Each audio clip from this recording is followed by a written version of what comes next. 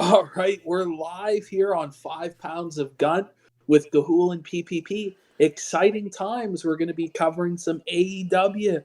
Different look from last week. The last couple weeks we've been looking at NXT, WWE. This is the first time we're going to be touching on AEW. We're going to even talk a little New Japan even. Amazing. Yeah, PPP will actually have something to say about New Japan. I did not watch the shows, but I will do my best to get through as much as possible and contribute what I can from the knowledge base. But we also will talk about, I'm assuming you're going to want to talk about the litany of sexual abuse allegations against every single member of the British wrestling independent scene. More like crime scene, if you know what I'm talking about. Oh, fuck. You know, I didn't even realize this had happened until earlier this morning, because I was kind of tuned out of the whole wrestling thing, for the last couple of days, like wrestling online. I wasn't looking at it.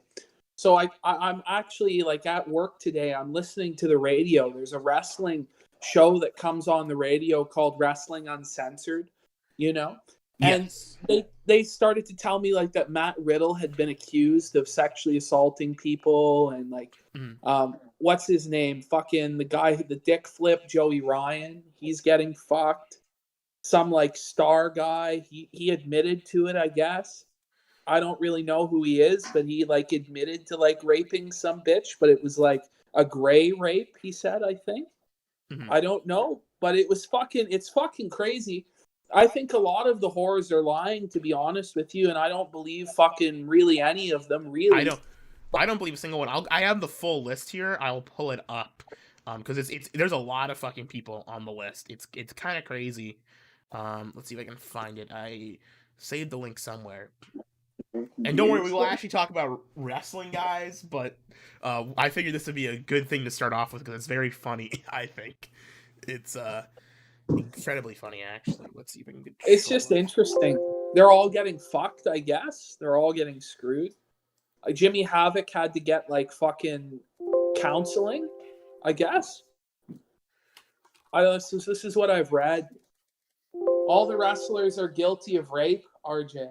They all raped. Are they raped everybody, sir. Well, I can't get my head around. Like between the two of you, you got like 150 pounds of gun. Yet you dropped it from 10 pounds of gun to 5. Oh, it's 10 pounds. I said 5 again.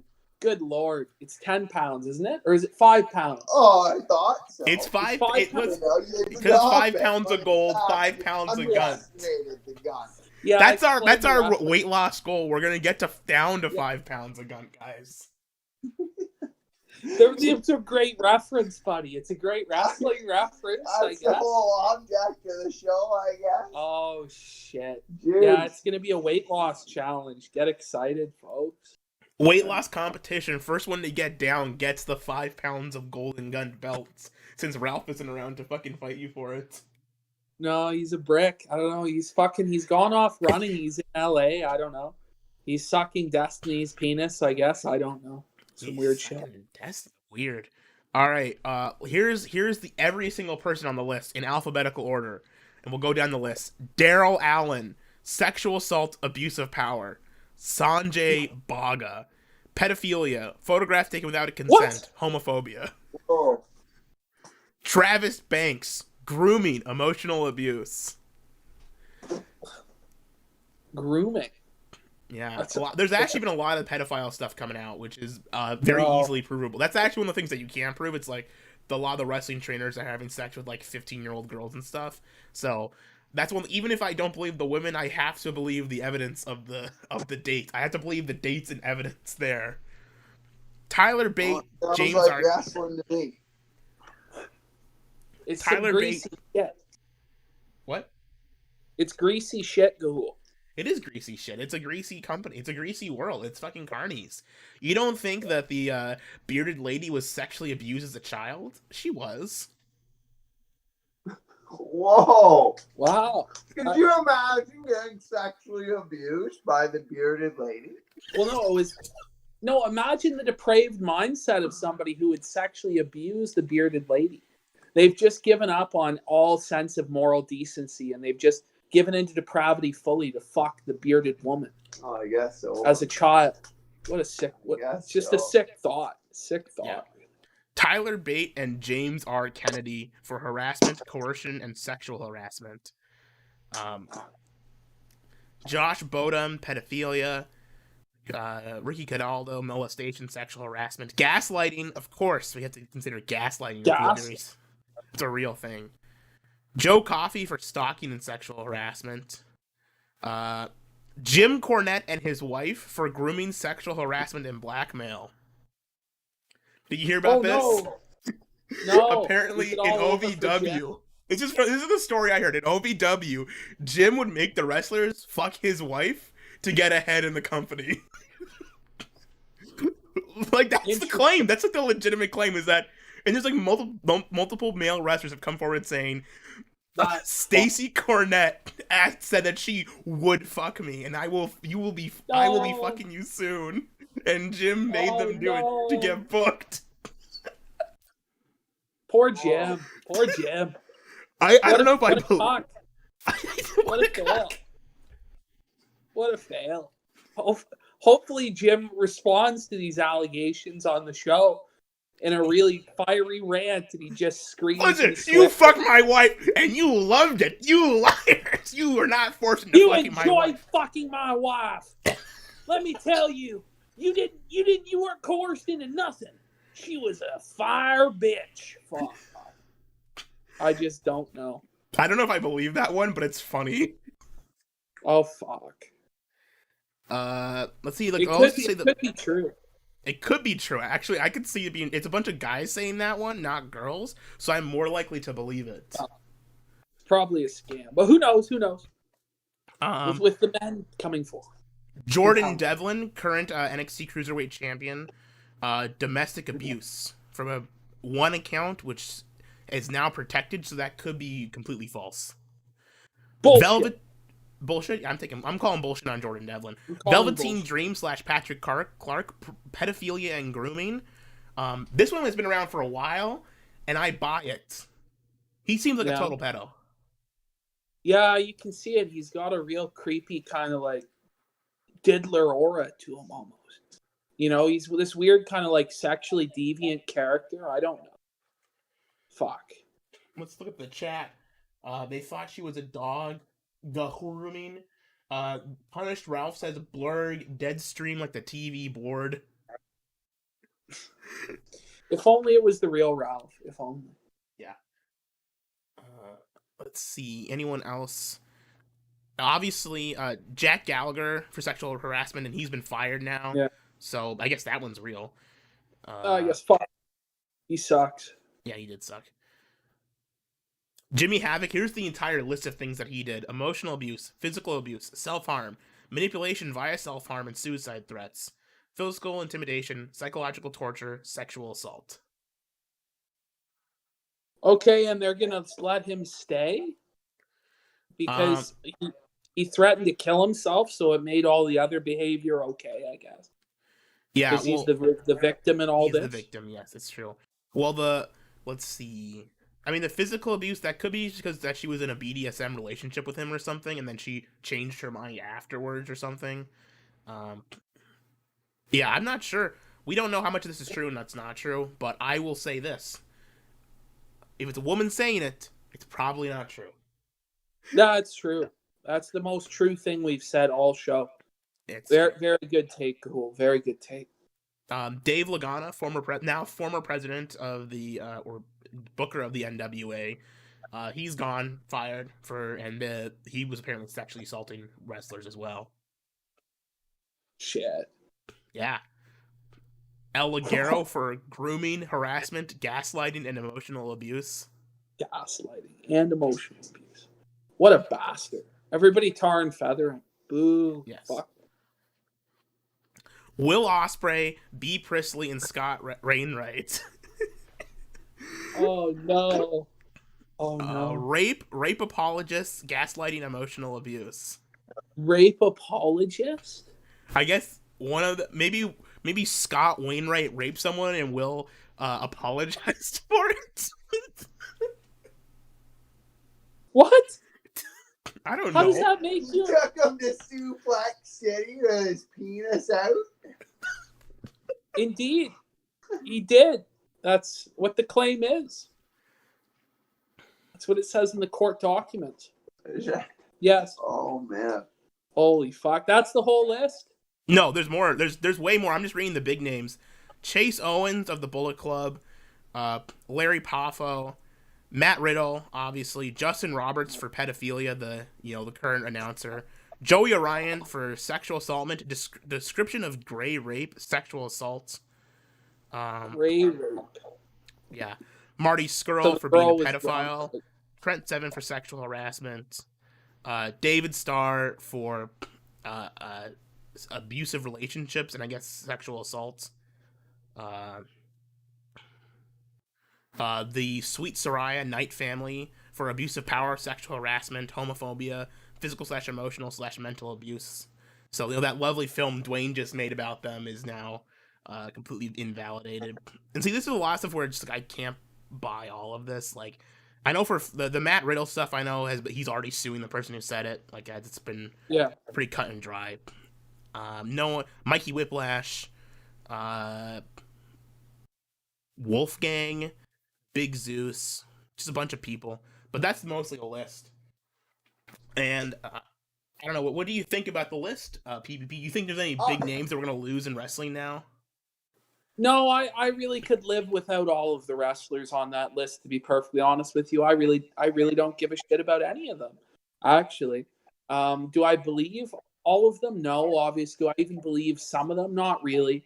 They're probably almost all bullshit. There's a couple that are maybe true, but they're trying to make it into some big hashtag movement or whatever, which generally means it's totally full of shit and everybody's lying. So I just don't really give a shit. I mean, Matt Riddle's the only one I think there with any potential to be anything. Some people had faith in Velveteen Dream. I guess he might be a pedophile. That if he is, he should be fired there and probably go to jail, But what can you do? What can you do? Wrestling, I can believe, has this shit. Do I believe all of these people, though, are guilty? No. No, I don't buy a good chunk of these.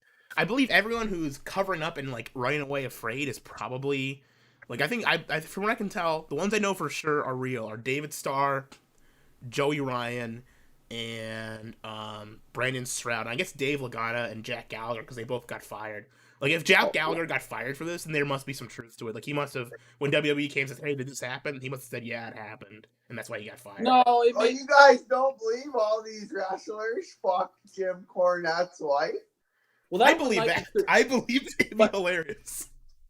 But Jack Gallagher, right? Honestly, he was so worthless that even if he didn't do it and there was proof he didn't do it, they were going to fire him anyway. It's just not worth the fucking headache of having to answer to why he's still on the roster. So he might be innocent. And I mean, Enzo got fired and he got vindicated in the end. Yeah, Enzo did get fired. I guess the reason I remember right, Enzo got fired because he knew that this stuff might come forward and there was a police investigation, and he didn't warn the guys ahead of time, like, "Hey, this crazy bitch is trying to come after me." But yeah, he was totally innocent, so they still fired him, I guess. But Jordan Devlin also, I would say I don't think he's equally as worthless as Jack Gallagher because he might have a future, but in terms of like draw, I think Jack Gallagher has done more than Jordan Devlin has for the company. And that's not saying a lot, but he has. And he hasn't been fired. And I'm guessing that he is probably not going to be because they know what is said against him isn't true. And Matt Riddle, I think the only one who that did concern me was Matt Riddle. Because Matt Riddle is probably going to be a decent person on... I mean, he'll probably do pretty well on SmackDown. He'll probably have some good matches with AJ. But, like, if it sounds to me like that one's the most lie. And then... Yeah. Yeah. No, I think that pretty much covers it. I mean, basically women are liars. That's the bottom line. Don't believe everything you fucking read online, in the dirt sheets or reported by these fucking, social justice journalists, really. All these journalists are just filthy leftists who write these articles anyway. And they're just looking for the next cause to fucking jump on. You know, that's the reality. Well, to be real, if every one of these people just came out in support of Black Lives Matter, this would all be forgiven. We could all move on. Truly. Truly. No, then they'd have to grovel in the gutter some more, you know, and then have We're to like not lick worthy. We're not worthy. We're not worthy. I mean, how long until there's like a scene of Matt Riddell sucking Lashley's cock? How long? How long, oh Lord? How long? That's a good question. You know? It won't be Matt Riddle. It'll be who could it be? Shorty G. Shorty G will be a good one. Or I'm thinking Big Show. They use that. They put Big Show in that stuff quite a bit. Get him in a diaper there on his knees. Yeah. It's like a diaper fetish thing. That'd be funny. No. That's Vince's dream, I think. It might happen. He better not watch the show or we're fucked, you know. It's going to happen. Yeah. Humiliation Duptual is too long for us. Yeah, okay. By the way, I'm going to do, since we don't have a lot of like main shows to get through, well, I'll just be reading some good questions from the chat as we go on. But only the good questions, not the bad ones. There probably aren't going to be too many of those anyway. Right. We'll hope for the best. We'll hope for the best. We will hope. All right, well, what do you want to start with, AEW or New Japan? Let's just briefly cover New Japan. So I logged into the New Japan Pro Wrestling website. I think it was on Monday. And I went to go watch the Japan Cup. I switched it from Japanese into English. I found the show, but I was watching it. It was only in Japanese. So then I went to the English content section. I looked for the show. It wasn't up yet. I guess they put up the Japanese version first and then dubbed the English in at a later date. So anyway, I go watch it in Japanese there. And there was, I think the first match, there was this kind of like, I think young lion Japanese guy who was kind of shredded, but he was a bit smaller. He was the baby face. Yeah. And he was fighting a taller, lankier, like white heel, you know. And that match fucking happened. You know, it was good. It was good. I mean, the main takeaways I had, the Japanese commentary is decent, you know, because it does have a certain atmosphere to it with the Japanese commentary. But at the same time, I have no idea who the fuck these people are. I don't know what's going on. Their names pop up in English, so I know the names, but I didn't remember them. You know, they come out. The presentation is decent. Everything looks good. I've seen it before. It's good production quality. You know, good camera shots. It's clean. It's high def. The ring is cool. It has like logos and sponsors, so it looks like an actual octagon or a ring. You know, it has like a more legitimate feeling to the presentation. The matches were good that I saw. I watched the first 3 matches on the show. They were good matches, but honestly, I didn't care really who won or who lost. They were just like wrestling matches, and they weren't that much better than what you would see on the indies in America or even in AEW. To be honest, they're not that much better. Those first matches anyway. I liked some of the guys, but, you know, that's pretty much my take on it. I think you were watching night 2, actually, not night 1, based on what I'm looking at the cards here. That's just fine. I mean, you didn't miss. I haven't watched either. Was the third match on it? Did it have Evil in it? Because I know he was in the third match. Yeah. Okay. Evil's in the third match. I saw night 2. Okay. Yeah, no, it was. You were on night 2 of the New Japan Cup. The thing with New Japan is, I mean, I guess it's different for these shows because they're putting the New Japan Cup matches in the first, in like the beginning and the end. There's like 2 New Japan Cup matches in the beginning and 2 at the end. But normally with New Japan matches, you skip to the main event. Like, you usually skip the undercard because the undercard, like, normally they're just they basically, the way New Japan works is they just film their house shows, and then the only thing important, like, storyline wise, is the main event. And like it's like what they will do is they'll air it live on New Japan World, but for like their actual television program, they just cut out the main events and air those like on their television. Like, they have like a television program that they air like weekly or something. It doesn't have like a regular like Monday Night Raw structure like America.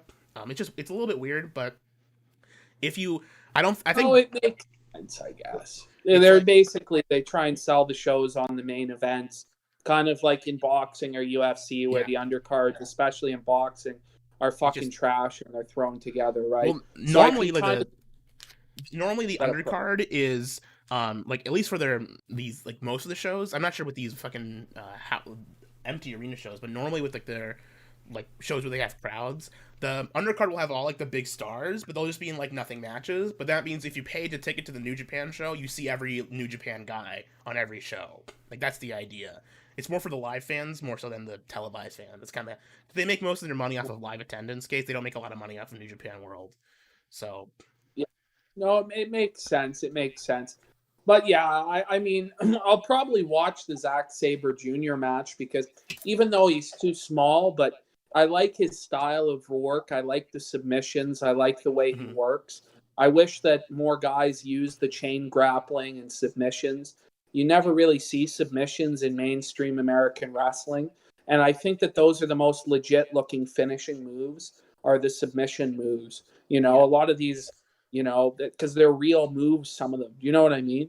No, I mean, there's a couple of Japanese guys who can do good strikes, but a lot of the best stuff is their submission holds.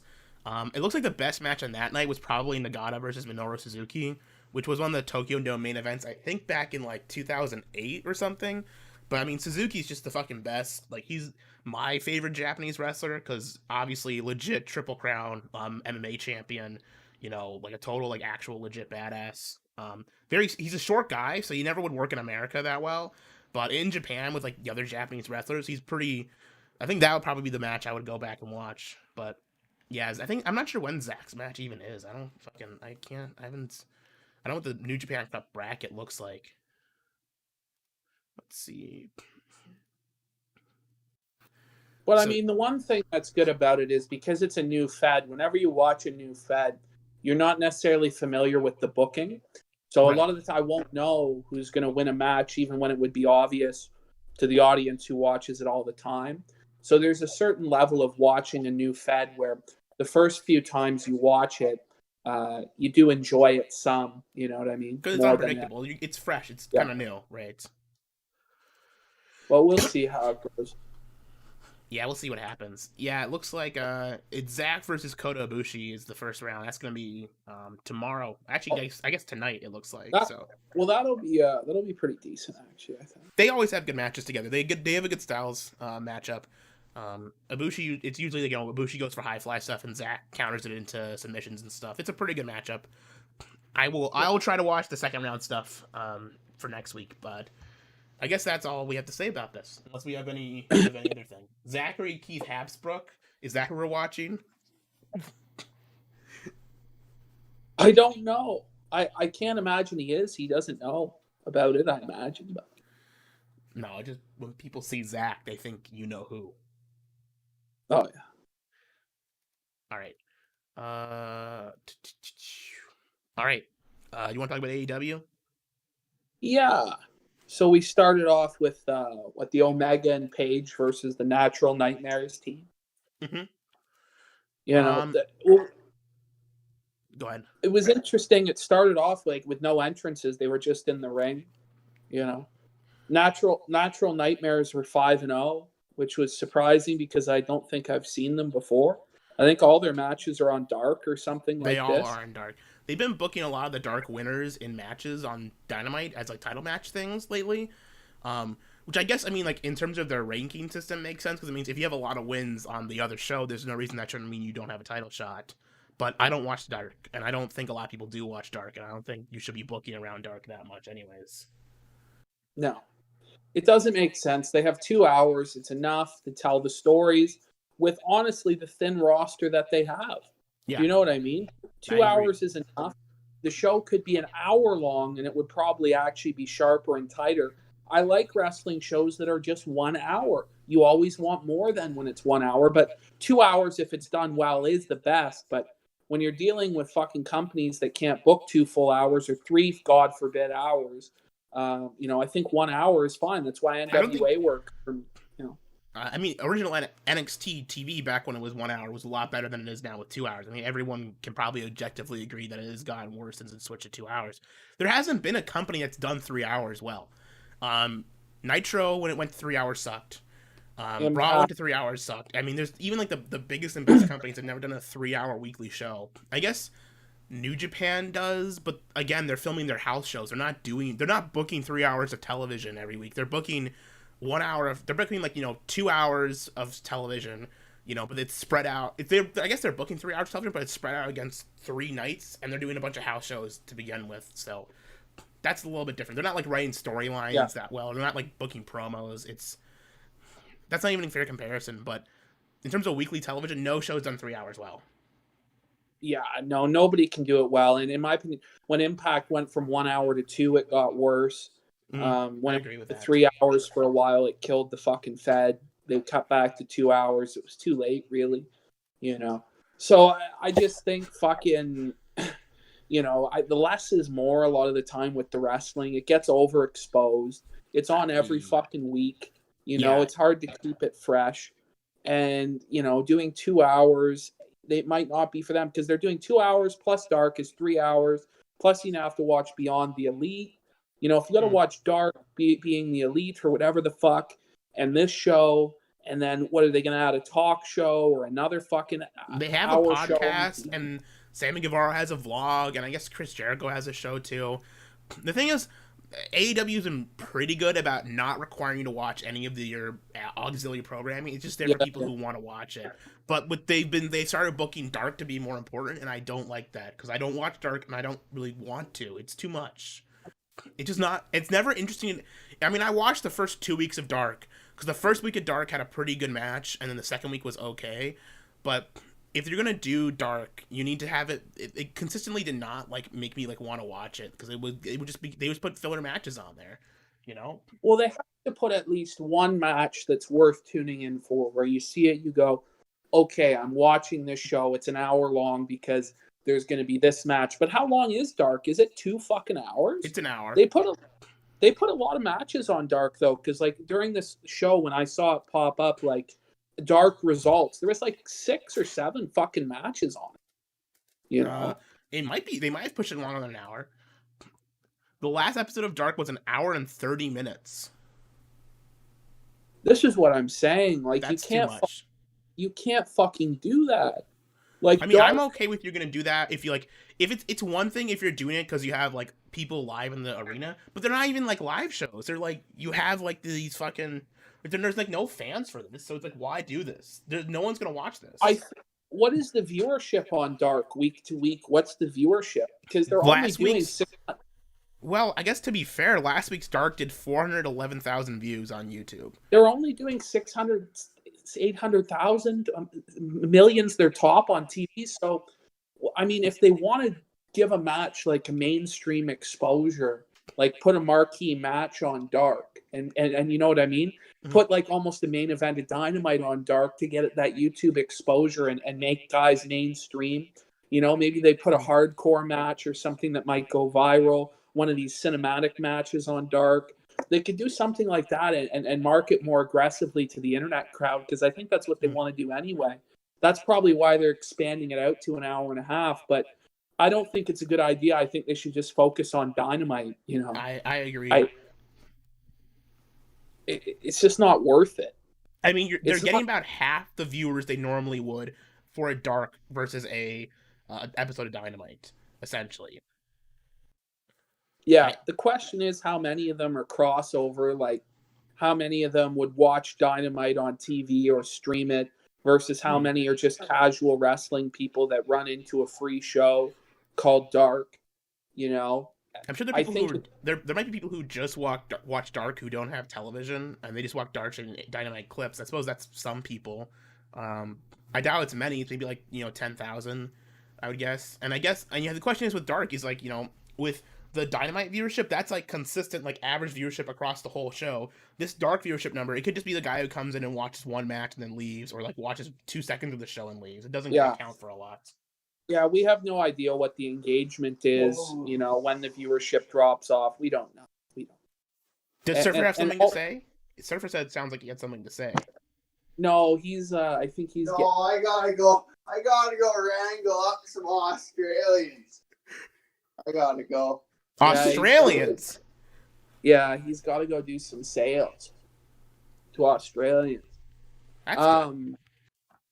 There's a lot of Australian people on the internet. You should go You should go talk to some. There's a lot of people on the gun stream. There's just one guy, he keeps talking about how he's Irish. Tell him he's Australian, because he is. That's a good call. Thanks. But yeah, this first match was Omega and Page versus the Natural Nightmares. My biggest issue was that like I just couldn't take QT Marshall seriously in this match. And I thought that every time he was landing offense and shit like this, even though it didn't look bad, how they presented the guy is as a jobber and a joke. So I don't like to see Kenny Omega and Page sell for him when they're supposed to be the top fucking stars. It doesn't make sense to me. Dustin's fine in there to do that with them. Yeah. But I don't think that QT Marshall should be in a tag team title match. I don't think that makes sense. No, it doesn't. It doesn't. I don't understand the match being as competitive as it was when this is like a thrown together team, really. I mean, I guess they're 5-0, but for fuck's sake, like these are the tag team champions who just beat the Young Bucks in like one of their best matches they've had, I guess, in AEW. Yeah. And fuck me, I don't understand why Ali was out there. I don't get it.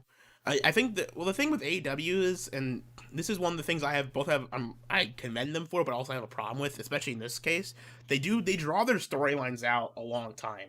Sort of like the Hangman Page, Kenny Omega breakup angle. They've been drawing that out for like 6 months now, and there hasn't been a resolution.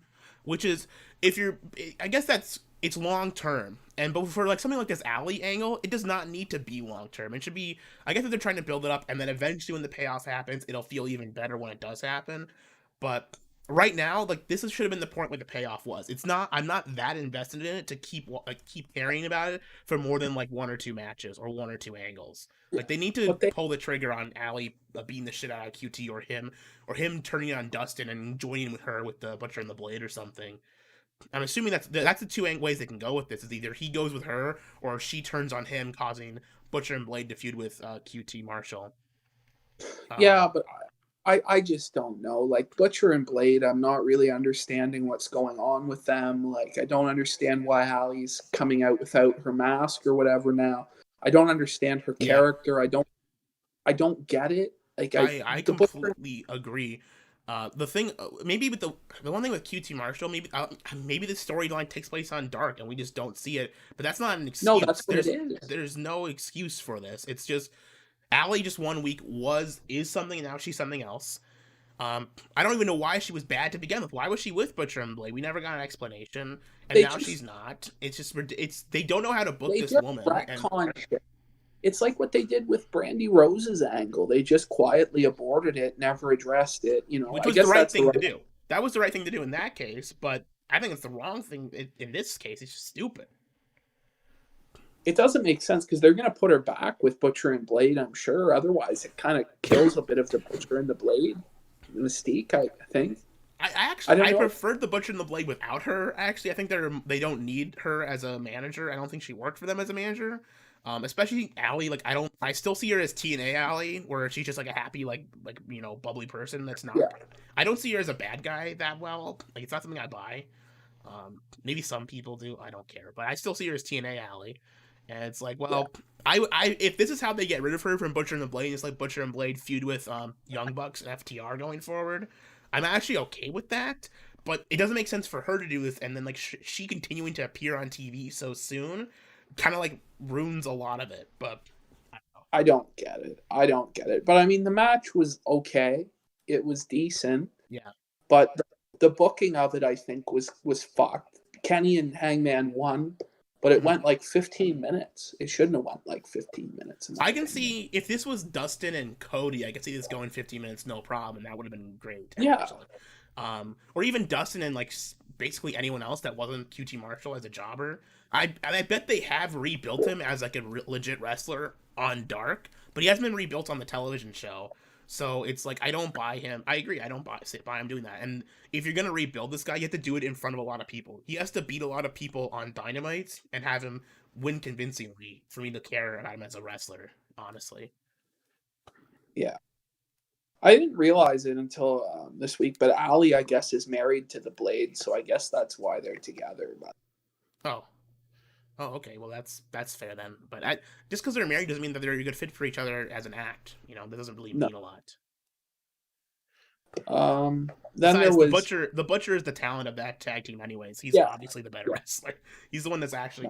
I saw him at the best wrestling show I've ever been to live was Bloodsport in New Jersey. I saw that match that he was in at Bloodsport. That was a fucking great show. It was great. It was a great show. Both Bloodsport shows have been really good. That's the direction I'd like to see pro wrestling take, to be honest. Honestly, the way that show was booked was probably like the best. It was like that might be the best book show I've ever watched, because the whole show is booked to make the main event seem like way better. Because there's like no false finishes throughout the entire show. Essentially, it's all just like instant stoppages, instant tap outs, instant like if a move is just bad enough, the ref stops the match. So when the main event comes and they start doing false finishes, it's like it was crazy. Plus, the atmosphere of that place was just fucking awesome. You're in like I was up in the balcony, so I was looking down. It was like the fucking pit in Bloodsport. There's just awesome. You got the fucking blood everywhere. It'd be a great show to go to. Great show to go to, I'm sure. But I just watched them on like the fight.tv, I think it was. Yeah, no, those were excellent shows. But that's where I first saw Butcher, and he was awesome on that show. It's like anyone who was good on that show, I care about and I want to see do well, because everyone who was really fucking good on that show is like, you can keep doing what they has been consistently good since then too. Yeah. But we go from Bloodsport to fucking Anna Jay versus Abaddon. Oh my god, this was the shit. The shit. This was dog shit. I legit had to mute the television, like walk away from this match. It was so bad. It was legitimately infuriating seeing how shit both these characters were. They're just garbage. Listen, I get Abaddon is essentially just Rosemary just repainted with a fucking fatter chick who isn't as good as a wrestler. But it's fucking that Sung Yi character from Impact now. You know, that's exactly what it is. You know, it's not even like that different. It's like, why not just get? I think Rosemary might be retired now. I mean, Sung Yi, I'm sure, is also retired for like a decade now. But Rosemary, these fucking wrestlers are both in Impact right now. They are. They were feuding like 6 months ago. Okay. Well, essentially, they're just stealing the gimmick of another character. They're stealing the gimmick of a currently wrestling wrestler and then putting her in there with like this obvious jobber gimmick that they're like building up as like, oh, she's so inspirational, but she comes out and does this phony prep school like student speech thing, and it's such dog shit crap. I thought this Anna Jay girl, like, I think what they're trying to do is like make her Zatanna from Batman, but like it's a shitty cosplay of Zatanna from fucking Batman. You know what I mean? And like the character fucking sucks. There's no real charisma here. She's not that good looking. She's not that hot to where I'm like, okay, like, she's so fucking hot. We have to. It's okay. No, she's not that hot. And she's not that good of a wrestler either for me to like, for that to be the thing. She's not. Oh, they both were terrible. Both when Abaddon came out was doing like the fake Rosemary gimmick. Like, well, it was inevitable they were gonna try and do something with it. At least we'll see how they do. But then she comes in and she throws like the worst punches I've ever seen in a wrestling ring in probably about 5 years. Carmella tier maybe, but even Carmella was a little bit better. At least she can do a super kick. She can do one move. This Abaddon chick can do 0 moves. It's dog shit crap. What are they going to do? They're going to push this Abaddon as a monster heel, but like her physique, she's fat, and like she needs to wear like a singlet, like a one-piece suit or something, because she looks like shit. And her work is piss poor. The fucking the package where she comes out, it sucks. It looks like shit. The only good part about her gimmick is that her eyes are kind of fucking creepy, I guess. But that's all you can really say. It's just fucking shit. They're gonna give her a monster push to face Sheeta and get murked, and that's what's gonna happen. Yes. The one thing with Abaddon is I don't mind her being fat and ugly if the gimmick is she's fat and ugly. Like she's a fat, ugly, like bitch monster, I guess. If that's what you're gonna do, I mean, like I don't have a problem with that being the character. You know, I have no illusions that. But she's not imposing fat. No, like, she's not She doesn't have Like the massive girth that like makes me like. She's got like frumpy fat, and I'd be fine with her physique, her look, and everything. If it's all going to this ugly like monster look, that's fine. If she could wrestle, but she's dog shit. She's absolute dog shit. So it doesn't even like it's. I can't even forgive it because it's like you just aren't in shape because you can't, and because you aren't in shape, you can't wrestle. That's just it. I mean, it kind of subverted my expectations because I expected Anna Jay to win. But then, like, when this character came out, the monster character, I knew that she would probably win. But I don't know why they bothered putting the video package on Anna Jay. I guess what happened after is why they gave her a video package. They make her care about it, and then she ends up being a jobber, and then Dark Order comes out and recruits their first females. That's like they're just building her up. Her character is no longer Anna Jay. Her character is now a female Dark Order member, which is fine. Yeah. I guess that I prefer that over the Anna Jay character because at least it's a probably good fit for the Dark Order to have a women's wrestler in there. I mean, if they're gonna have a women's division, they may as well try to recruit women's wrestlers. I don't think she should come out during any other matches. Dark Order, she sucks. She fits the Dark Order. She sucks. She's a jobber. It's true. She fits right in there with the rest of fucking 10 or whatever his name is, and fucking 10 should have won a match before he lost to Moxley. Like I would have been fine. I mean, Uno and Grayson are the number 1 ranked tag team. They've won the most matches out of anyone. All on Dark, I guess. All on Dark, and I guess some on television, but they're the number 1 ranked tag team. But like the only one in Dark Order who is decent is Brody Lee, and even he lost to Moxley. But they can rebuild him fine. He's not dead yet. No, he was protected in the Brody, and he was protected in the Moxley loss. And for the AEW fan base, they care more about work rate, which he showed, than they do about wins and losses. Right, and I don't know if Evil Uno will ever get over. Even though I love his stupid old heel gimmick where he just does back rakes the entire match. I think that's really the ultimate callback. Back rake, back rape, back rape. It's just all its offense is just back rapes and like a couple sentons, and that's it. That's all it is. Just like, I'm not a big Dark Order guy. Like, I want it to succeed. Like, fuck, I wish Brody the best of luck. Mm-hmm. But I think he's been saddled with an impossible fucking job, which is to, carry these bums. Like, he can't. Like, they need to give him somebody, and Colt Cabana's not the fucking answer either. No, Colt Cabana is a fake out. He's not actually gonna join. That's bullshit. Like he's obviously just gonna be. This is obviously set up a feud between him and Brody Lee. I think that's pretty clear. I don't think he's actually. Well, who knows? Fuck, he's losing matches. They put him in the tag team match next week. Right. Maybe they'll just kill Colt Cabana dead.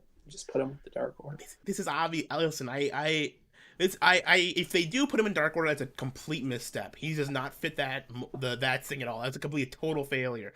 My guess they're gonna is a serious wrestler. He's gonna be like in darkness and shit. It's me, Colt Cabana, the great evil one. It's like, no, I don't buy that for a fucking second. I'm almost positive it's a fake out where he's gonna pretend to join and then he's gonna turn on them. That's it.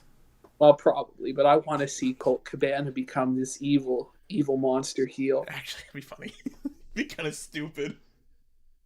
Well, that's what AEW goes for. I could see them doing it just because it'll be like another over-the-top retarded character. And I don't know how they're going to get Colt Cabana over. I guess he is. I don't know. Well, it's hard to say because there's no crowds, but I imagine he'd be one of the over guys on the show, honestly, which isn't... I guess like in terms of like the mid-card guys, I don't think he'll ever be like main event, but he can be a decent mid-carder for a while. Yeah. Then we got MJF versus Billy Gunn, or just Billy in this fucking match. Yeah, I guess they can't use his full name for some reason. It's Billy Gunn. Who cares? But this was I actually really liked this match. It was a lot of fun. It wasn't the best worked, but I think MJF was exceptional. There's a couple moments where he would I think there was a point where MJF was underneath. He was like pretending to like be dead, and then Billy Gunn steps over him, and once he realizes it's over him, he wakes up, smiles at the camera, winks, and then goes back to pretending to being dead. And that was good. I like that. Yeah, I like Billy's physique. I really thought it was good for his age. He's 56 fucking years old. He looks great. probably the best looking guy body wise in the show, next to Brian Cage maybe, but he's taller than Brian Cage. I guess Luchasaurus has a better maybe has as good physique, but there's not a lot of guys as good of a physique as Billy Gunn. Well, what I thought is if it was a shoot, Billy Gunn would have kicked MJF's ass. It's true, to be honest. So that's why I wasn't against it really going as long as it did. Most people's criticism of this match, I imagine, is that MJF didn't go stronger. Like he didn't win inside like 2 minutes, and Billy got offense in and shit. Because Billy probably won't wrestle much in AEW, but I think it wouldn't have been credible otherwise. I think it needed a bit of time, and it worked out well. It wasn't excellent. It wasn't anything super great because, again, like it's a bit slow and fucking plodding, but it was decent. No, I think the fact that MJF had to cheat to win was probably MJF as actually a wrestler, a good wrestler, isn't he shouldn't beat big guys. I think he should not be like legit pinning Luchasaurus. That's what he's got Wardlow for. It's what he has his muscle for.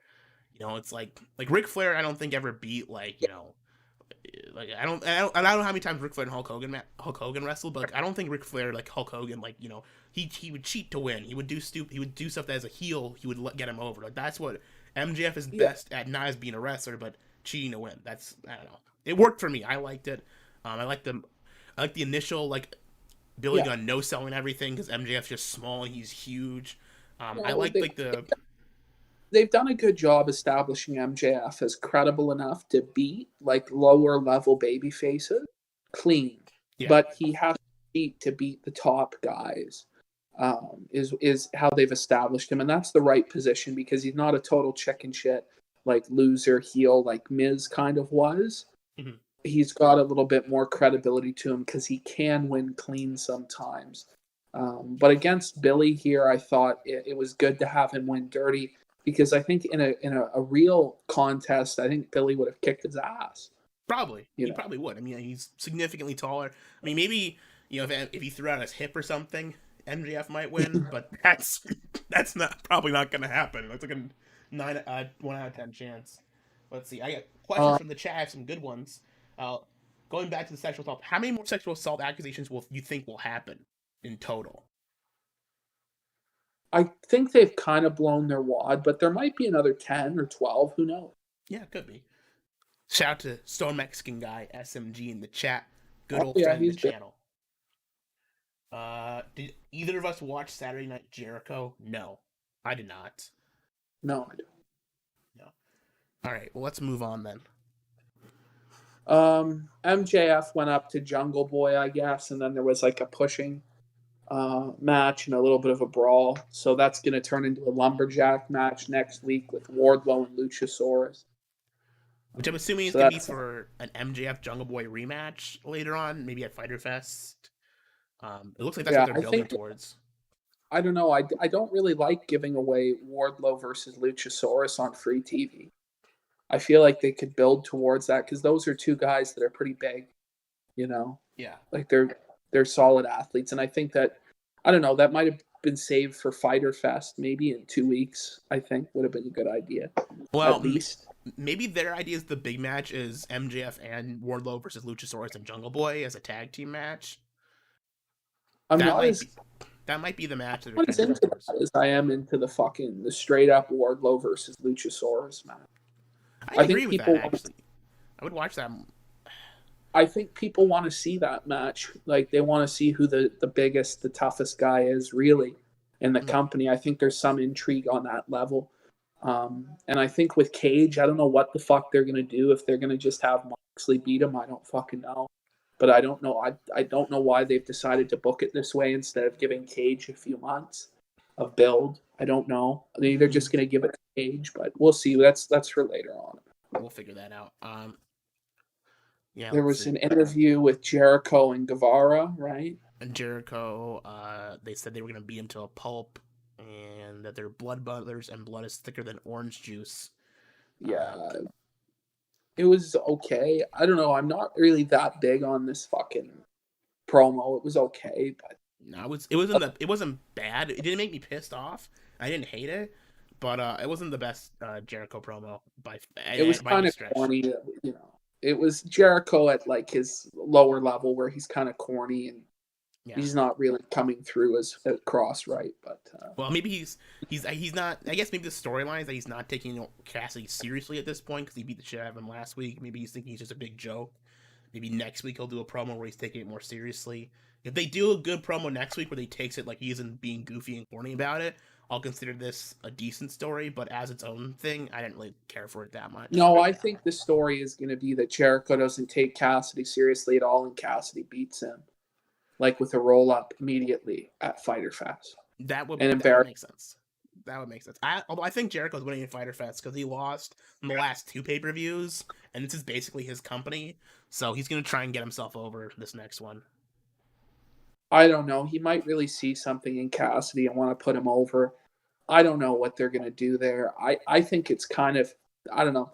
I think it's kind of silly because I think it devalues Jericho no matter what to put him in there with a comedy like Cassidy when he really should be protected because he's the big star. And they're clearly building to, I mean, the next match they're building to after this is clearly Jericho versus Tyson at All Out, I guess. That's like the next, that's going to be like probably, I'm not sure that's going to be the main event, but that's going to be their main draw for All Out is Chris Jericho versus Mike Tyson, which is retarded. Well, I don't think it's retarded. I think that makes money-wise it makes sense, but like as a match, it won't be. I'm not sure it'll be any good. Well, I don't know. It's gonna be schmozzy. The inner circle will jump in. Mm-hmm. It will be something. I hope it's something along the lines of like a Vince McMahon style kind of schmoz match where it's really overbooked and crazy. And I think in that style it could work. I think if they do it like a straight up wrestling match 1-on-1, or if they do it like a boxing, like a Roddy Piper, Mr. T thing, I don't think it'll work. Whenever they've tried to do boxing and wrestling, it's never worked. It's never been decent. I imagine they'll try and. I think you're right. It's gonna be they'll have to overbook it. I guess it won't. If it's for a non-wrestler, you can't overbook it. You can only underbook because at some point, if the guy isn't a professionally trained wrestler, you have to basically lay out the match step by step for the dude. It's like the Tyson Fury Braun Strowman match. This shit was dog shit. They didn't do it right, and I'm a big Tyson Fury fan. I love Tyson. I think he's my favorite boxer. Tyson's a great boxer. He's not a pro wrestler. You can't expect a guy who's not a pro wrestler to go in there and have a decent match without basically laying out the match. I mean, you have to do. I mean, Floyd Mayweather Big Show essentially. That was like one of the better non-wrestler matches. That was almost entirely because they planned out the match step by step from start to finish. But they'll do that. They could do it cinematic style even. Yeah. There's a fucking. They could have Mike Tyson come in on the back of a tiger for fuck's sake. They could have cameos from the Mike Tyson mystery team. There's so much shit you can do with Mike Tyson in promotional value alone, let alone the match itself, that they will sell pay-per-views. Like there are some boomers who love Mike Tyson and they'll fucking buy it because that Mike Tyson's on the fucking show. People say, "Oh, even outside of boomers, it's also like if you get Mike Tyson on the show, you get some kind of recognition from like an ESPN or a CBS Sports or like sports, like not even Sports Illustrated, but like actual like sports networks will say Mike Tyson's gonna be on a wrestling pay-per-view this week, and I wonder what else is gonna be happening. It was so wacky, and it's like that at least some attention will sell like at least 1 or 2 pay-per-views from each like showing of something. Well, and there's all the speculation right now because Tyson wants to come back and have a real fight at his age. So it'll be fueling that speculation. And if they could do an announcement maybe on AEW of who his opponent would be, then that they could pop a rating for that alone. There's a lot of things that they could get. They won't get that from Mike, of course, but if he was going to fight some bum opponent and kind of promoted himself, they might get his announcement for what the fight would be. Mm-hmm. But like there's I think a lot of upside to having Mike Tyson involved for them because they need stars. They need to get some mainstream eyes on the product, or it's not going to beat WWE. It'll be another Impact, Right. But it does smell somewhat like Tito Ortiz, but like the difference is Mike Tyson is a personality. He's charismatic. He's a big world star. Of difference from Tito. I mean, like look at how WWF got over in the first place in '97. Steve Austin, Shawn Michaels, Mike Tyson. Muhammad Ali. Yeah. I mean, it's been a staple of wrestling since the 80s. I mean, the question is the star you're bringing in actually a star? And with a guy like Mike Tyson, it is. With Tyson Fury, I would say it also was. He's a real star. But they brought him in for Saudi Arabia. They didn't bring him in for a real show. Or like, what's his face? From Saudi Arabia that same year. I can't even fucking remember his name. It's not Tito Ortiz, although he looks like Tito Ortiz. It was Cain Velasquez. It's the same thing with Cain Velasquez. Like that was more Tito Ortiz than I think Mike Tyson is for AEW. I liked that they brought in Kane to get Brock his win back in wrestling. I'd always wanted to see that match, actually. It was a dream match of mine to see Brock beat Cain Velasquez in any fashion, because it was Kane that fucked him up and took the title from him in the UFC. So I was excited to see that. It was fucking kind of lame, but, it was a quick 2-minute match. Brock won. I thought that was great. I think it's great that they cut Kane and fucking buried him. Even amongst MMA people, Cain Velasquez isn't the biggest star in the world. He is considered by some people the greatest heavyweight UFC fighter of all time, but his career was kind of short because of his injuries, and he never got over as a mainstream star. Tyson Fury is big in the UK. He's big in Ireland. He's not so big in the States or in Canada, and that's just the reality of it. So, there's an international audience that likes him and knows him, but the domestic audience doesn't know him. So I wouldn't say his biggest domestic audience was after that pay-per-view with Wilder versus Fury. That fight got a lot of mainstream publicity in the States. And that was probably his only thing that's come. But that was after that Saudi Arabia show. And the only reason I knew about who he was because of that was because after that was. So yeah. Well, that's how it is. I guess, but yeah, I think the Orange Cassidy feud is mostly a stopgap where Jericho's going to probably kick the shit out of him at Fyter Fest to build up for Mike Tyson at All Out, which I'm assuming will not be I'm assuming that's going to be a live match because I'm pretty sure they're going to have crowds by All Out. That's the plan, from what I can understand. I hope so. Then there was Dr. Britt Baker. Fucking hate this shit. Okay. People are trying to say, I've seen wrestling critics say that these are the best promos in wrestling today. That are the Britt Baker promos. I was listening to the wrestling show on the radio, the Wrestling Uncensored show, which is just a joke, by the way. But the guy is like, Britt Baker has the best promos in the business. And I'm just thinking, what the fuck are you talking about? Are you fucking high? It's barely serviceable. It's fucking actually kind of shit, to be honest. This one in particular was really bad. I remember it where she's trying to do this stupid. I forget the lines, but I just remember it being overly repetitive, unrealistic, annoying, went on way too long. It's just not good. I mean, I guess she's drawing heat from me because I don't like her. But I think it's go away heat. I'm pretty sure it is. I'm pretty sure it's I don't want to see her on my television heat, not I don't like this character heat, She's just shit. She's always been shit. She can't work. Any match she's going to have with Big Swole isn't going to be any sort of fucking classic, I'll tell you that now. No. This story isn't fucking great either, but yeah, it wasn't fucking great. I'm not a big fan. Then there was Cody. Cody came out for a promo. I had to leave midway through his promo because I had to cut some cake for my friend because it was his birthday. I didn't watch the whole promo. Was it any good? Yeah.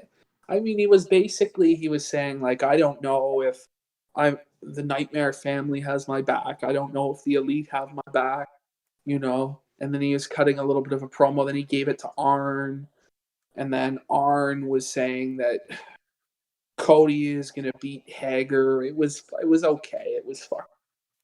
Then Ricky Starks came out. Ricky is okay in NWA. He was decent. He didn't really stand out to me as some guy that they should hire, but it is what it is. I mean, I'm glad he's got a job, especially right now because he wasn't working before. I'm happy for anyone that can get work right now. I'll give him that. That's the nicest thing I can say about him and this match. I didn't care for it that much. I didn't really buy Ricky's offense. Maybe just his look. He looks kind of he doesn't look intimidating. Maybe just the way his shoulders. I think it's his shoulders are just he's not in bad shape. and he's not like super like scrawny, but like the way his body is built, I don't really buy him as strong. Um, and I don't really. His offense was okay, but they've got like way more spectacular offense on the thing. And so if you're, I mean, is he basically a high flyer or what? Like, what's his thing? Like, I'm Yeah. not sure. Is he a high fly guy? Yeah. Because he's like, his high flying's fine. It looks good, but it's not like spectacular. Like they have Phoenix and Pentagon and Kenny Omega and This is what Young Bucks, and they've I got just all these guys who can do. They have a lot of guys like him. There's Yeah. a lot of guys like him. He doesn't stand out at all. Like his match just blends into the fucking next match, that tag match. He's like all those guys. Tag match. Yeah. You know, I don't think he's as good as any of them actually. Maybe he's better than Havoc, I guess, but fuck. I guess he is better than Havoc, but Havoc's gimmick isn't that he's a high flyer. His gimmick's that he's a hardcore guy who beats people up with weapons. Like that's his thing. You know, it's not even comparison. But no, I didn't think Starks. I mean, I'm happy he's got a job, and I'm sure he'll be good. But if this is the start, so far these open challenge TNT matches have been kind of bad. The only one good that was Dungle Boy, which wasn't an open challenge; it was built up. Because Mark Quinn was bad last week. That was like one of the worst Cody matches I've ever seen. I think that might be the worst Cody match in AEW was that Mark Quinn match, honestly. And this one was okay.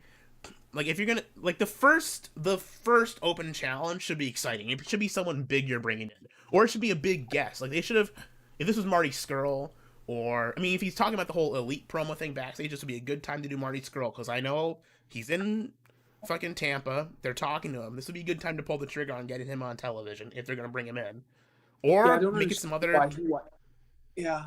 I don't understand. I think he went. What did he go to? Fucking Impact or ROH? Where the fuck he's in ROH, go? but he's like the head booker for ROH now, essentially. But he's still talking about working with them as like a cross promotion thing. I don't know. It is what it is. I can't think of a lot of names that I would draw out, but I don't think Ricky Starks. I didn't know who he was, and that's.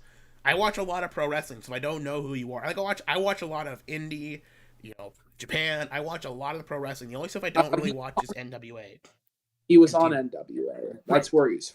He was the NWA spot. He was okay. Yeah. He cut decent promos, to be honest, as well. He had some high energy promos in NWA. But like everybody in NWA seemed to be doing good at the promo desk, so I don't know. Yeah, I think that the way they like, I think maybe the guys who were giving them direction or the stylings there just made the NWA promos they're just better. I don't know why. They just have a good way of doing them, but we'll see how they do here. I don't want to write him off completely, but I didn't care for this match too much. I'll say that. No. Then we had the Young Bucks versus the Super Bad Squad. I think that's a shitty name, the Super Bad Squad. Yeah, it sucks. Their new music sucks too. I don't like Kip Sabian that much. I don't hate him. The only reason I kind of enjoy Jimmy Havoc is because I kind of enjoy like the sadist gimmick. I enjoy like just straight up hardcore wrestlers. I don't like too much goofy hardcore wrestlers, but if you're just like gimmick is that you're just a hardcore blood wrestler, I'm okay with that. But I don't know. I guess that because they attacked him last week, but I never really bought these guys as a tag team. They don't match well together. Like, I mean, Jimmy Havoc looks better with Butcher and Blade than he does with Kip Sabian. Like, that looks more like a good trio. That's like a Clockwork Orange trio guys would be way better with that. But no, it is what it is. I mean, this match, it was fucking too long, in my opinion. For me, it was a bit boring, this fucking match. Mm-hmm. Like, for me, tag team matches, I already tune out because I just assume they're going to be filler and I don't have to pay attention because it's tag team wrestling. Not to mention, I really don't give a fuck about Kip or Jimmy Havoc. And even the Bucks, I don't really like that much. I think that they can't fucking cut a promo to save their lives. And I think that their in-ring work, sometimes they're just too self-indulgent and they jerk themselves off a lot. You know? So for me, it's like, fuck, it's another, okay match. It's not fucking bad, but it's not great. I wasn't fucking on the edge of my seat for it. I don't know what you thought. I'm invested in the Bucks. I've watched them for so long. It's not even like they're not even my favorite tag team anymore. But I've watched them for like probably like 5 years at this point. So I care about what happens to them now because I've it's just time investment. It's not even like personal investment. It's just I just think that it was so obvious that the Bucks were going to win this match that like they're. I never believed for a second that the super bad squad was going to win. I did like some of the ref stuff where they would like distract him. I thought that some of the ref distractions with Penelope was actually fairly entertaining. I bought one of the false finishes was when they were like cheating. I thought, well, maybe they're gonna have. The only reason I ever thought that the Young Bucks might lose is if like the gimmick with them and FTR is that FTR beat the guys, but Young Bucks didn't. So maybe that means FTR is better. But a couple of the false finishes I thought worked, but most of them didn't, and there's probably too many false finishes.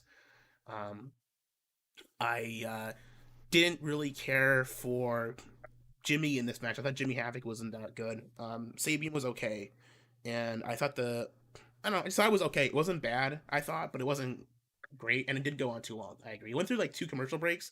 The one thing that AEW is good with, I know you questioned why there was no entrance music in the beginning. That's because the first match didn't have a single commercial break during it, and they cut out the entrances to make sure they had no commercial breaks. And it's like if you're gonna, which is fine. I don't. They usually do their first match break free. That's usually and they have the picture in mode as well. What?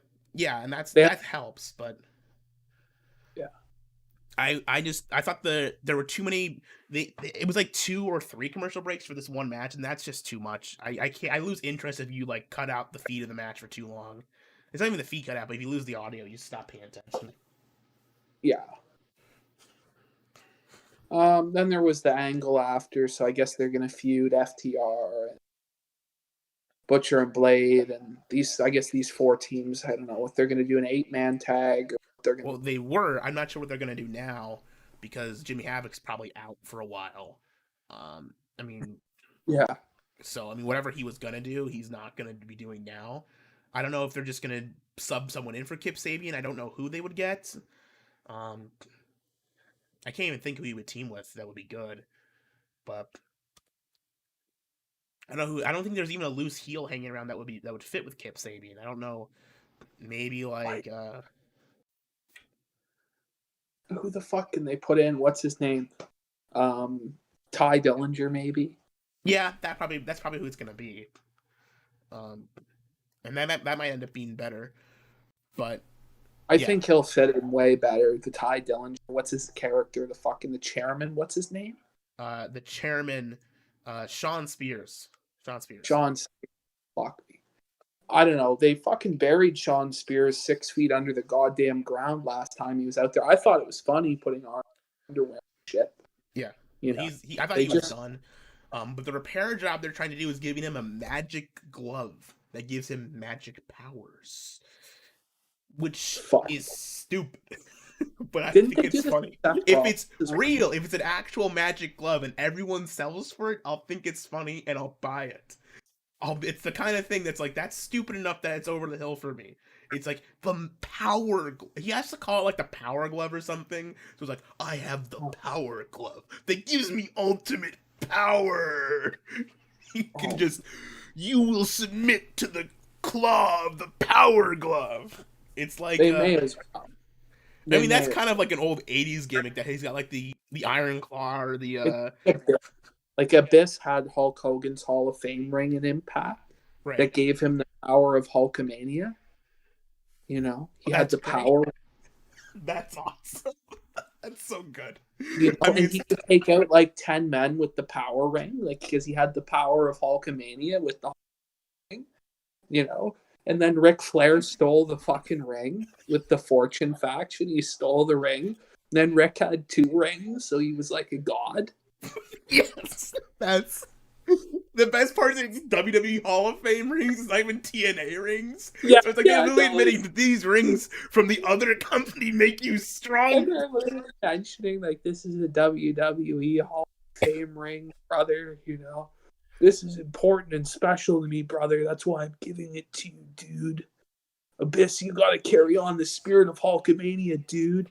And then you have like Ric Flair at this time, like he's stolen the rings, and then he just starts icing the members of Fortune. Have you ever seen this? I think I have. I've seen clips. I haven't watched the whole feud, but it's just like that's great. He would ice them like he would like hide a Smirnoff Ice somewhere like around the stage, and they would like the wrestler would uncover it, and then they'd have to chug the Smirnoff Ice, and everybody around them would be like, "Oh, you got ice." Rick would show up, "Oh, you got ice." It was fucked. TNA was pretty fun. That's excellent. That's wrestling right there. It doesn't get better than that. That's pro wrestling. No, fuck. Rick cut some great promos in Impact. Like he would take his knuckles and fucking bang himself on the head until he bled. And he just started screaming. That's excellent. That's awesome. He had fucking matches in Impact where he was like 65 fucking years old. Fuck. Post-retirement, going out there having excellent. Just excellent. That's just what it's all about. All right, fucking barbed wire and shit. Anyway. Let's move on. Taz and Brian Cage video. Thought it was pretty decent. I like Taz's promos. I mean, they all kind of sound the same, but, I kind of do believe that he's pissed off at Moxley. It just feels more like a Taz John Moxley feud than a Brian Cage Moxley feud. So I don't know. Well, if Taz wasn't such a fat fuck, maybe he'd be wrestling today. But he really likes catering, so I don't know. That's true. But we wouldn't have the great Taz commentary without Taz getting fat, though. So. Oh, let the pigeons loose. You remember that fucking classic? Of course. Oh. Classic. Anyway, it was a good fucking promo. You gotta play Michael Cole. You gotta play Final Fantasy X. It's Yuna from Final Fantasy. Yuna. Whoa, this is crazy. Cage looks good. I fucking hope they don't job out Cage at fucking the pay-per-view, but I don't know what they're gonna do. They're not gonna job him. It's gonna be at least like the Brody Lee match where it's gonna be close. I don't know if he's gonna beat Moxley though. This could be where someone beats Moxley. I know that they're behind Cage. They really believe in him as like a wrestler. Like I know Tony and from what I've heard backstage, they all like really love the guy. So, well, from how muscular he is, the moves he can do, the flips and the fucking acrobatics and the chain wrestling and fucking he's got. His promos aren't fucking totally there yet. They might get better. But they have Taz for it. That's what they put him with Taz for. It makes sense. But yeah, I agree. He's like 1/10 of away from being the perfect package in like every single regard. Like he is amazing. He's really good. He's got the great look. If it wasn't for Kenny, he'd have the Terminator gimmick thing where he could do the fucking crowd chant thing with the mat pound and stuff. Like he's got it all. And he's he's intimidating looking. He's like a legit looks like a star. He's awesome in the ring. It's just like he's the exact kind of guy that would succeed in AEW. That this is like the kind of guy if they had a crowd, that crowd would be going fucking crazy for this guy. I think they have to make him the champion, and I think they have to put him over Moxley now. I don't think it's going to hurt Moxley to do this job. Moxley's been the champion now a couple months. He's had a couple defenses. I think it's time to make the change. I don't think his run with the title's been that great. Moxley's run. It's okay. Moxley needs to be chasing the title again. That's what it's been clear as him as champion. His as champion has been good, but the babyface should always be chasing. They should never be holding the title for too long. I mean, like, Moxley's not Hulk Hogan. That's the thing. He's not like a Hulk Hogan type where he can hold the title and just like Hulk Hogan was champion and Bruno Sammartino was champion forever, and they weren't just champions because they were what they were. But babyfaces nowadays really need to be going after the championship, not the other way around. They should not be holding it for long. Heels hold the championship for a long time. Babyfaces chase. Yeah, I think that they should pull the trigger on Cage. If they don't, it's probably not the end of the world for Cage, but it's going to take the shine off him. Anytime you take that new guy, you give him that first loss, it takes the shine off the guy. Once they did that buyback, we've seen that with him, with Goldberg, with a lot of guys. Once you take that with Samoa Joe, even once you take that first fucking loss, they have trouble to recover. And I think that this is a guy, should be undefeated for a while and the champion. Or at least I wouldn't have put him in a title match fucking right away. Fuck. I'm not sure if I would too, but they are, and I guess maybe the idea is just to make him champion right away. Have him and Moxley be a long-term feud. Maybe have Page win first and Moxley win it all out or something, and then build to a bigger match later. But whatever case. Oh, we got a couple Father's Day questions. Happy Father's Day, PPP. By the way, did you wish your father a lovely Father's Day? Did you give Ronnie Ralph a call for Father's Day? Well, it's funny you mentioned Ronnie. We're going to see the return of Ronnie. It's going to be a very, very special video. It's going to be a whole series with Ronnie. Excellent. It's the Ronnie experiment. It's coming. It's the Ronnie experiment, like the Spoonie experiments. Yes. Spoonie. So wait, you're gonna release one video and then spend the next 12 months making the next video, and then never release it? That's awesome. Yes. The Ronnie experiment. It's coming. It's on its way, guys. It's on its way. I'm working on it right now. I promise. It's gonna be great, guys. Come on, donate to my Patreon there, guys. Need some help. It's gonna be great. Next week we got Guevara. It showed next week Guevara versus Matt Hardy. Yeah, Guevara to pick the version of Matt Hardy he's gonna face. Okay. I think he's gonna be like multiple ones at one time. Maybe I don't know what the gimmick is with this. I'm not sure I like the bipolar Matt Hardy. I would rather he just stick with one gimmick, or he shouldn't be changing gimmicks outside of the lake. I can buy like he goes into the water, even though it's kind of goofy magical. It's like it's been established if he goes into the water of the Lake of Reincarnation, he comes out as something different, you know. But that means he doesn't do it every single second of the match or whatever. I don't fucking know. I struggle to give a shit about that. There's Brody Lee and Colt Cabana versus Sonny Kiss and Joey Janela. Probably going to be an angle there. Cabana turns. Maybe Cabana will join the Dark Order, but I doubt it. It's too soon for a Cabana turn on Brody Lee. I imagine they're going to win this one, and it's going to lead to something later on. I guess next week's the Go Home show for Fyter Fest, though. So maybe they'll set up the match for the week then. Which is weird to think Luchasaurus, about. Yeah, Luchasaurus and Wardlow, the Lumberjack match. Could be good. It could be bullshit. FTR versus National Nightmares and John Moxley in action with Taz. Yeah. They previewed the Fyter Fest as well. Cody and Hager, Sheeta and Ford, Moxley and Cage. Cody's going to retain the belt probably. I imagine Sheeta will too. The world title will be unpredictable, I think. Yeah, the world title will go either way. Tag titles is Hangman and Kenny versus Best Friends, which is, I'm assuming, where Hangman and Kenny lose. I think that they're going to probably lose at this thing. They've been... Nah. No? I don't. No. They'll draw it out even longer. The turn will probably happen at All Out, I'm guessing. Yeah. That's a big show. They're really waiting. They're saving that. You know, I don't think they'll give that away on TV. Then, what do we have? The main event is the... you forgot the dumpster. Oh, fuck. You forgot the dumpster. How could we forget when the show literally went to the fucking dumpster?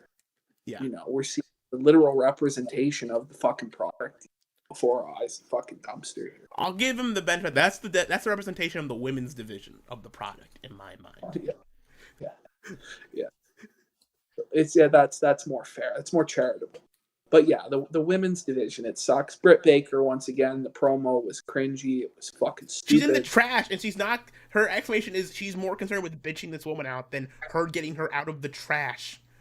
I mean, she's got a broken leg, apparently, so she should be telling her, get me the fuck out of this trash can right now. Hurry up. And then after she's out of the trash can, then she should start berating her. But no, she started berating her while she's still in the dumpster. Dumb. Stupid. It didn't make sense. I don't know. The less said about that, probably the better. It pissed me off, to be honest, that one. Fucking stupid. Yeah. Matt Hardy comes to the desk for the main event. And then we got Best Friends versus Chris Jericho and Sammy Guevara with the pay-per-view title shot on the line. Pretty decent match. Yeah. Probably the best match of the show, I think. I'd agree. I like Best Friends a lot. it's because I've seen him on indies. Once again, like the Young Bucks, I've been watching Best Friends on indie shows for a long time, and Trent on in WWE and New Japan for even longer. Yeah. And I'm invested in. I don't know why. I just like Chuck Taylor. I'm not sure if he's good, but I think I like him. And I enjoyed the immediate, like, Best Friends are pissed, so they come out and they start beating the shit out of Guevara and Jericho. And I like how they took Jericho out of the ring and they didn't really beat him up that bad. Like, he wasn't able to get down. They just kept him out of the way of the action, and they beat the shit out of Guevara, which is smart because it keeps Jericho strong. And Guevara can take hits right now because his gimmick is kind of that he's the bitching boy of the inner circle, but he still sometimes, it doesn't really hurt him because it's kind of his. It's not that he's a jobber; it's just that he gets beat up a lot. That's part of his role in the company. He's like a chicken shit heel, basically. Yes, and it works. It's kind of like, I don't know. It doesn't remind me of. I don't take him too seriously. I kind of don't like him, to be honest. But Guevara. Yeah, that's fair. I enjoy watching him getting the shit beat out of him, and sometimes he gets his comeuppance backwards. And I don't know. I just think he's like too small and too youthful looking. Maybe in fucking 10 years, if he was maybe to grow a beard or something. Yeah. I'm not sure if he can. Based on the way his sideburns look, he has that like kind of like wispy hair thing that kind of shows that he really can't grow facial hair that well. I have that too. That's why I don't have a beard. Yeah, he just doesn't look like a wrestler to me. He looks like a male model, like kind of prick. So seeing him getting beat up is fun, but I can buy that. I don't buy him as a real like, legitimate threat or anything, but I mean they've given him a good role with Jericho as like his like. He's fine in this role. He's good in this role, but there are people who try and say this guy was the world champ. Well, maybe in W, I guess, but fuck, like I don't think he's the world champion. No, it's just he'd have to change gimmicks by then. I mean, he'd have to like do something different to change his character, maybe his look. He'd have to do something between now and then to be world champion. As he is now, he's good in his role. To put on 40 pounds of size, maybe. If he can. I mean, sometimes some people can't do it, They can build up muscle only so much. Steroid. Yeah, juice the up, answer. Brother. Oh, fuck it. I'm assuming there's going to be at least one on the juice punchline in the Orange Cassidy versus Chris Jericho match. Expect that to come from the commentary desk at some point. Yeah. The end there, he fucking came out and got him. Superman punch. Mm-hmm. It's building up. I mean, I enjoyed the review. I kind of saw that the cameraman was Orange Cassidy immediately when he tripped him, so just a slow reveal of it. There's the way back at the beginning of the match, Chuck did wink directly to Orange Cassidy, like while the camera was on him, so it was set up, I guess. So they're doing something to build that up, but it was a decent angle to build towards a better feud, but it was kind of an unremarkable way to end the show, which is fine because not every television show has to be amazing. It's just a way to build towards the next show. I thought overall it was a decent show. The match, nothing was fucking dreadful. Except the women's match. Yeah, the women's match and the Britt Baker segments were really fucking bad. Yeah, those were really bad. The matches were decent, nothing fucking bad other than that. The men's was fine. Cody was fine. All the tag matches were decent. The final match I thought was close to good, in my opinion. It was a good little main event. Mm-hmm. Best Friends winning is probably the right call, but I don't like to see Jericho take too many losses, even in the tag team matches. I think you want to keep his record looking as good as you can. No, he's been losing a lot lately. That's why I think he's pretty much gonna beat Cassidy. He needs not a big one, but he needs to start getting wins back to build up to Tyson. Because he needs to be like the biggest guy in the company. He should be ranked number 1 when he faces Tyson at All Out, if the rankings matter at all. I don't know. I think they might have the story. Jericho has self-doubt after losing to Cassidy, and he starts to train real serious for Tyson. And then he goes on a big winning streak. He starts killing guys. He does like MMA training. He comes back as a badass. I don't.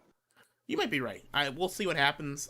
I'm interested in what happens after I'm more interested in the Jericho Orange Cassidy match for what happens after than I am for the match itself. I'll say that. Although I think it'll be a decent match. I mean, Jericho will probably have a pretty good match with him. Cassidy versus Pac at Revolution was pretty good, even though he is a comedy act. I think they're gonna drop the comedy bits for Cassidy for him Where versus is Jericho. Pac? Pac He's can't stuck. get into the. Yeah, he's stuck in the country. Same with Pentagon, I think, and a couple of their other guys. And it's just. I'll say I really like Pac. I really have enjoyed his. The show has been worse without him, measurably worse actually. Same thing with Pentagon. Without both of them, it's hurt the show since they've left. No, I think those are two, if not maybe my favorite guys that they have. Yeah, Pac is really he's really good look to him, great worker in the ring, and he's got some intensity now. Promos, he's got a good little character going. He was great as basically the same character in the Cruiserweight division in WWE. That was like the best he's ever been in WWE as that thing, as King of the Cruiserweights Neville, and him. But he was in a shit division. He had a great character in a terrible division. Now he's got this same great character and he was a fucking pre-show guy, despite having great matches and having like the best character in the company at the time. And now he's just using the same character. I think he's switched from being like a powerhouse, like he was in the Cruiserweights. Now he's more of a submissions guy.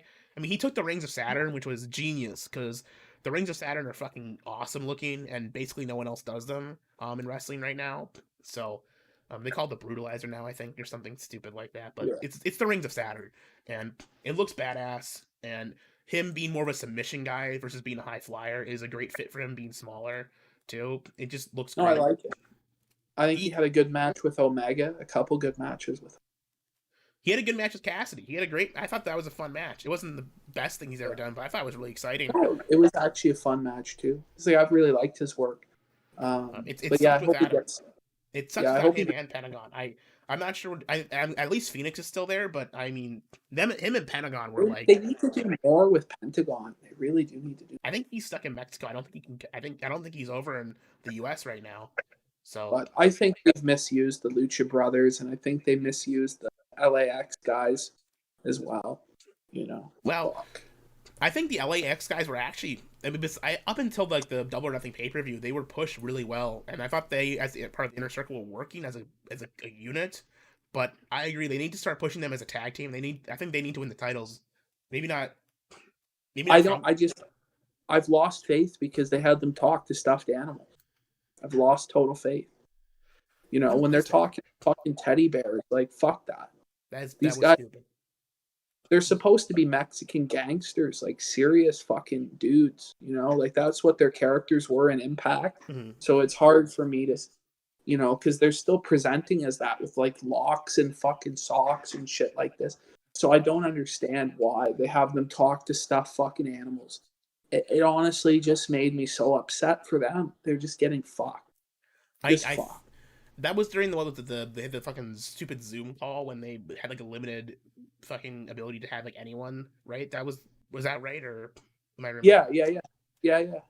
You're right. That was kind of stupid. I mean, I guess I can throw them the bone that maybe they had to film it in their house and they had to find something to do in their specific house during it, and they couldn't figure anything out. But even then, just don't put it on TV if it's not good. Yeah. And I don't think I have lost faith in what they're gonna do with them. I think they're gonna do something with them for sure. They're gonna be booked well in the future, but I can agree with that actually. I didn't really thought about that too much, but I don't take them as seriously as gangsters as I do before. Maybe because the Inner Circle has had like a long stream of comedy stuff with both the Stadium Stampede and like just Chris Jericho being a goofy guy. I understand they also done this to Hager, and like I like what they were doing with Hager before, and now I don't know. I just don't like him in comedy shit. I think it's stupid. I think, he's in MMA, legitimate fucking badass dude. Present him as a serious fucking threat. No, I think they need to do a rehab of the Inner Circle. I mean, I think since they lost the Stadium Stampede, I would say it's time to do a rehab, and either that means they need to break up or they need to have them shift focus away from comedy to being more serious now. Well, unless they're going to put the belt back on Jericho, there's no fucking keeping the Inner Circle together, in my opinion. I can see that, yeah. I think they need you're holding too many guys down in a position where they can't they're just underneath Jericho. Whereas like these tag teams should be doing their own thing. Hager should probably be doing his own thing. Guevara could probably stay with Jericho though. He's probably not ready. I can agree with that. I think Hager should be the one that stays with Jericho as well. I think LAX should split off first, mostly because Hager just needs a mouthpiece. I don't really buy him on promos that well. Maybe he just shouldn't talk much anyways, but yeah, I would say that I think it's too soon to break them up. I think it's the timing isn't right now, but maybe by the end of the year they should. I agree with that. Yeah, we'll see what happens. We got anything else for this one? That's the end of the matches, the stuff. I guess I'll go look through a couple of questions here because we had a couple ones. Ronnie Ralph probably hates Father's Day, and it's just a reminder they gave birth such an abomination such as Ethan. Yeah. Who is the better Gunt, Ethan or Nyla Rose? Ethan. Yeah, I agree with that. That's all the questions. Yeah, I guess we'll see what happens.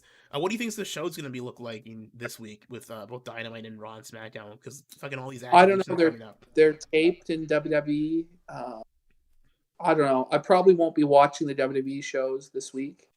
I'll probably watch AEW. I'll try and watch New Japan stuff, but I'm talking who's gonna be gone now? Because I know for a fact Jimmy Havoc was accused, and I guess Justin Roberts was as well. You think they're gonna be on the show this week? I don't think Jimmy Havoc will. No. Justin Roberts thinks gonna be around. I think they might. I don't think anything has been proven conclusively about him. We'll see. I can't say for sure who's gonna be on. Yeah. All right. Well, I guess that's the end of the questions. Baby, how dare you premiere a vid right now? It's right now. There's 89 people watching it right now. I thought we'd be done, but there's 91 now watching. Well, then we should end up here so people can go watch your video. All right. Well, thanks for coming out, everyone. It's been fun. See you later, PPP. See you next week. I will watch New Japan shows this week. All right, I'll try to. All right. See ya. See ya. All right. Thanks for coming out, everyone. Have a good night. Bye.